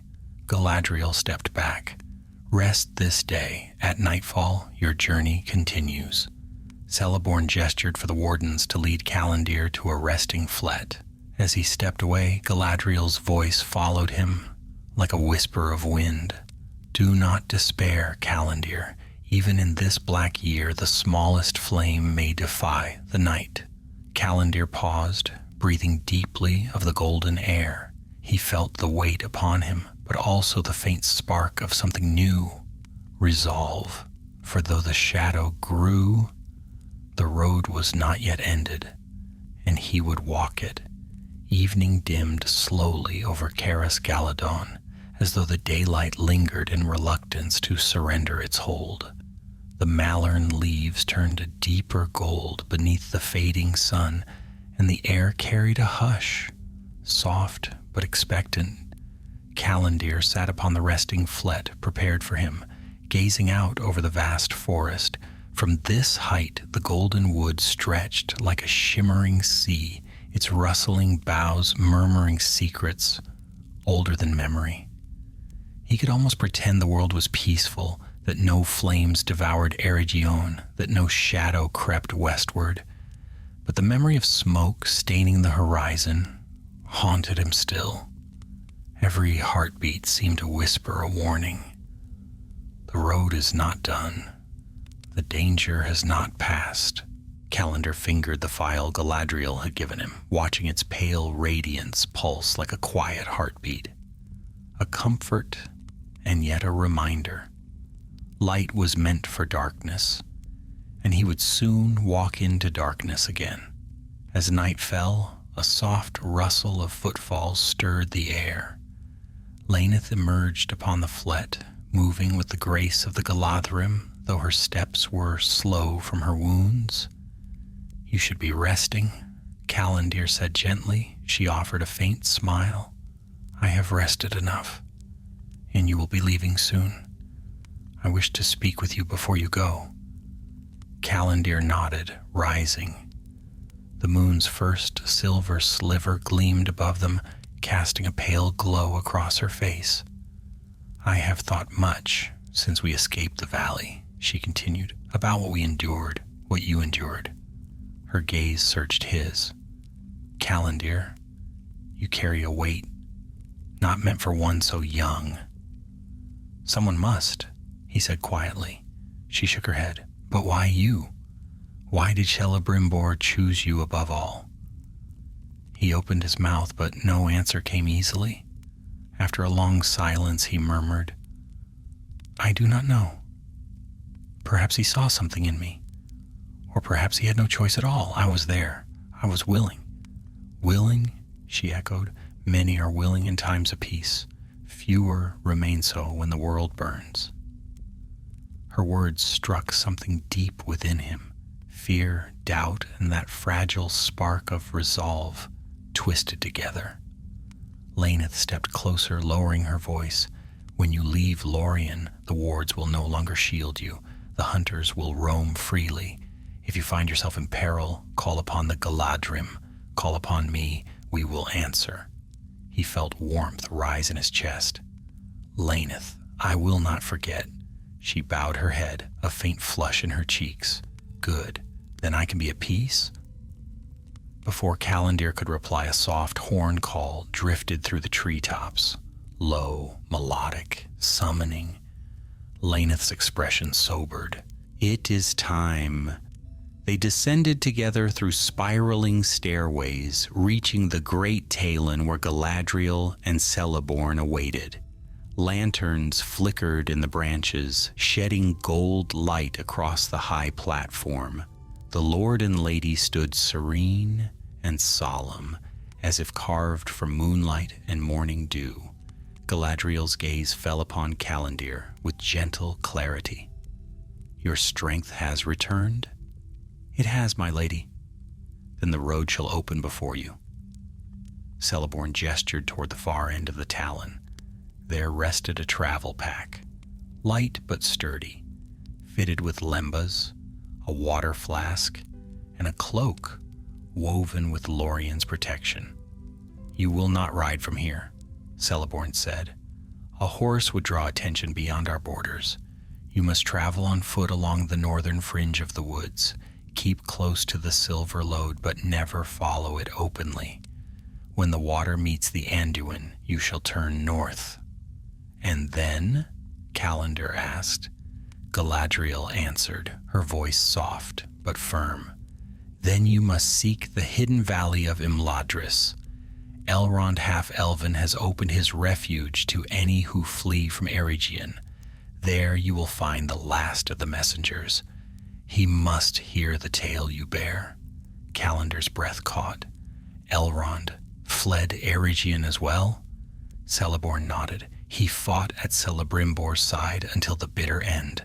Now he must lead the survivors north into the wilds. Galadriel stepped forward. You must reach him swiftly. Sauron's wrath will fall upon the north soon enough. If Elrond is forewarned, he may yet craft a stand against the shadow. Callandir bowed deeply. I will do all that I can. Galadriel raised her hand, and in her eyes he saw both sorrow and hope, two lights woven inseparably. Your courage is greater than you know, Callandir. Do not let fear govern your steps. She extended her hand. Give me your left arm. He obeyed. Her fingers brushed the sleeve, and a soft white glow spread where she touched. When the light faded, a faint emblem remained on his cloak, a star wrought of shimmering threads. Celeborn spoke quietly. This will mark you as one under our protection. None aligned with the West shall harm you when they see it. Galadriel lowered her hand. Go now, while the night is young. Callandir looked once more into the faces of the Lord and Lady, then turned to descend the long stair. Laneth followed him to the base. When they reached the forest floor, she halted. I cannot go farther, but... She hesitated, searching his face. Return safe to us. Callandir swallowed, emotion tightening his throat. If fate allows. She nodded once, then she stepped back, her form blending into the golden shadows until she was no more than a faint gleam among the trees. Callandir drew a deep breath and set off. The woods whispered around him, guiding his steps. The air grew cooler. Above, the moon drifted high, casting silver patterns across the ground. He moved swiftly, avoiding open paths, listening always for the telltale crack of a branch or the distant howl that might betray pursuit. Hours passed. Beyond the borders of the golden wood, the land darkened. Hills rolled beneath the moonlight, open and wild. The air smelled of pine and distant frost. No more golden leaves softened the night. The world felt stark and raw. Callandir kept close to the silver lode, its soft murmuring a constant companion. But he never walked too near the banks. Tracks on open ground could be followed. As he moved northward, a faint unease stirred within him. The stars glimmered brightly overhead, yet something felt amiss, too quiet. He reached a small rise and paused, scanning the horizon. Nothing, and yet. A soft rustle came from the shadows behind him. He spun, drawing his blade, but it was only a fox, startled and fleeing. He exhaled shakily. His nerves were taut as wires. Still he pressed on. Beyond the rise, the terrain descended into a narrow valley lined with tall pines. Mist clung to the earth in thin veils. A faint wind stirred, whispering between the branches. Calendar stepped forward and froze. Footprints, fresh, large, heavy, not elven, not fox, not wolf. His heart thudded painfully. The hunters had reached the northern borders, and they were not far ahead. Calendar crouched, studying the heavy tracks. They led into the valley's depths. He hesitated only a moment before veering sharply uphill, seeking higher ground, staying hidden among thick undergrowth. But no sooner had he taken 10 steps than a low roar rolled through the pines. Deep, guttural, unmistakable, not wolves, not orcs, trolls. Calendar tightened his grip on his blade. The darkness ahead stirred, and the next stage of his peril began. Calendar pressed himself low against the cold earth, scarcely daring to breathe. The roar echoed again through the pine-blanketed valley, reverberating off the stony slopes. It was not the mindless bellow of a cave troll enraged, nor the deep fury of the hill trolls of the north. This sound carried intent, slow, searching, hungry. It rolled through the mist, like a warning from some ancient, waking giant. He slid behind a fallen pine trunk, its bark rough beneath his fingers. The night air tasted of sap and frost.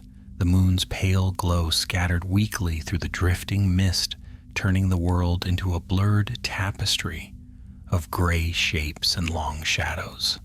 Another step, heavy, deliberate, shook the soil beneath him. 2 of them, Calendar realized, feeling the tremor echo twice, then twice again. The trolls moved side by side, slow but inexorable, guided by something more cunning than their small, brutish minds could muster alone. Trolls did not stalk prey with patience, but hunters in Sauron's service did. A low hiss reached his ears, a voice, though distant, orcish, harsh. It snapped commands, and the trolls grunted in understanding. Calendar's blood chilled. Not only trolls, tracking parties, scouts skilled in smelling out the living and the wounded. If they found his trail clearly, no fleet foot could outrun them. I must climb, he thought, casting a quick glance at the ridge to his right. A steep slope rose behind the fallen pine, scattered with boulders and clumps of thorn. If he reached its crest before the trolls entered the hollow, he might slip around them unseen and circle back toward the western rise. He steadied his breathing. Then he moved. Quiet as drifting snow, Calendar slipped from behind the log and darted toward the slope. His boots found footing between roots and stones. His hands grasped cold granite as he pulled himself upward. Each movement controlled, though urgency pulsed through every limb. Halfway up the slope, he paused to listen. The trolls trudged into the hollow below. Their forms loomed through the mist, massive and twisted, each easily twice the height of a man. Their skin was thick and stone gray, marked with scars and patches where crude armor had been strapped to their bodies. One dragged a spiked club across the ground, its iron teeth cutting furrows in the damp soil. Behind them came orcs, 6 in number. Their eyes gleamed faintly, glinting like embers in the dark. One knelt, sniffing the earth like a wolf, long claws scraping the dirt. Calendar recognized the gesture with a sinking heart. Trackers. One orc snarled, pointing at the ground where he had just stood moments before. Another jabbered back excitedly, gesturing up the slope. They had found the trail. The trolls roared and surged forward. Calendar scrambled up the remaining incline. Stones loosened and rolled behind him. A broken root snapped under his hand. The sound carried sharply through the stillness. A guttural cry rose from below. The orcs had heard. Calendar hurled himself over the crest, landing hard on the other side. Pain shot through his ribs where the wolf's claws had torn him earlier. He stifled a gasp and rolled into the shadow of a boulder. Just as the trolls clambered upward, stones cracking beneath their feet, the ridge top stretched before him, studded with pines that leaned like watchful sentinels. Beyond them lay a narrower path leading northwest, toward Anduin's upper glens, toward safety, if he could reach it. But the troll's steps grew louder. Calendar forced himself onward. He ran through the trees, weaving between trunks, choosing each step with care. The ringing of orcish blades against stone pursued him. The beasts drove themselves upward with savage determination. He gripped the phial of Galadriel tightly in his palm. Its faint glow seeped between his fingers, warm and steady. He did not dare shine it fully. It would betray him, but even in its resting state, its presence calmed the storm within. Just a little farther, he urged himself, but the ridge narrowed ahead into a rocky spine. On one side, a steep drop plunged into a ravine where the silver lode whispered below. On the other side, gnarled trees grew so thickly they formed an impassable wall. He had little choice. He pressed onward along the precarious spine. Behind him, a boulder shattered. Calendar turned just in time to see a troll swing its massive club through a pine trunk. The tree cracked, fell, and tumbled toward the ravine with a thunderous crash. The second troll pulled itself onto the ridge, its eyes burning with dim, brutish rage. The orcs scrambled after them. The ridge quivered under the weight. Calendar quickened his pace, nearly losing his footing as loose gravel shifted beneath him. His breath came in ragged bursts. The cold air stung his lungs. Ahead, the ridge dipped into a narrow stone passage, a natural cut between two tall outcroppings. Only one could pass through at a time. It was a bottleneck, a place of danger and a place of hope. Calendar threw himself into the gap. Behind him, the trolls roared. One attempted to wedge itself into the passage, but the stone walls trapped its shoulders. It snarled, thrashing, as it tried to force its bulk through. An orc screeched orders, shoving the smaller scouts into the gap behind the troll. Their blades lashed forward, scraping stone, trying to reach him. Calendar backed away, heart pounding. The gap was narrow enough the two orcs could not push through at once, but even one would be deadly at close quarters. He brandished his short sword, its polished steel shimmering weakly but steady in his grip. He braced himself. The first orc lunged with a snarl. Calendar deflected the blade, stepped inward, and struck the creature's throat. It choked, collapsed against the troll's leg, and fell lifeless. But another pushed in behind it. Calendar retreated once more. The ridge behind him gave way to a sharp bend. If he could draw the orcs in single file, perhaps. A distant horn sounded, not orcish, clear, high, elven. Calendar froze. The orcs faltered. Another horn answered from the west, closer, bold, ringing like silver steel upon the wind. From the slope above, figures descended with swift and silent precision, cloaked shadows moving with the grace of the Galadrim, though taller, narrower in form. At their head, strode a stern-faced warrior clad in dark gray, his hair raven black, his sword gleaming. Elven, yes, but not of Lorien. "Hold fast," he called. "We come."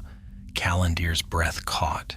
Elrond's folk, rangers from the north, remnants of Eregion, guardians of Imladris. The nearest warrior leapt into the narrow passage, blades flashing.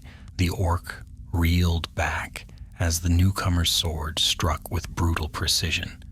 2 more elves joined him, filling the ridge with a flurry of steel and purpose. The trolls retreated under the sudden onslaught, unnerved by the quickness of the elves and the narrowness of the path. One bellowed in frustration and heaved its club toward the slope, but its strike hit only stone. Calendir sagged back, breath shuddering, as the hunters were driven away from the ridge, stumbling down the far side in chaotic retreat. A hand touched his shoulder. "Be at ease," said the dark-haired warrior. His eyes were sharp, kind, and weary. "You are safe among friends." Calendir swallowed hard. Who are you?" The warrior bowed slightly. "I am Voron here, captain of the scouts of Imladris. We have tracked the hunter since nightfall." Calendir steadied himself. "Then Elrond lives." Voron here nodded. "He leads our people northward, and he waits for word. The word you carry." Calendir felt the weight of those words settle over him, heavy but righteous. "I must reach him," he said. "The rings." Voronhir's expression tightened with grim understanding. "We know. Sauron's wrath spreads across the land. Come, there is a hidden way not far from here." He extended his hand. Calendir clasped it. Hope, faint but real, kindled in his chest. Together they turned northward, the scouts forming a protective ring around him as they vanished into the night-cloaked pines. The black year had not ended, but Calendir no longer walked its perilous shadows alone.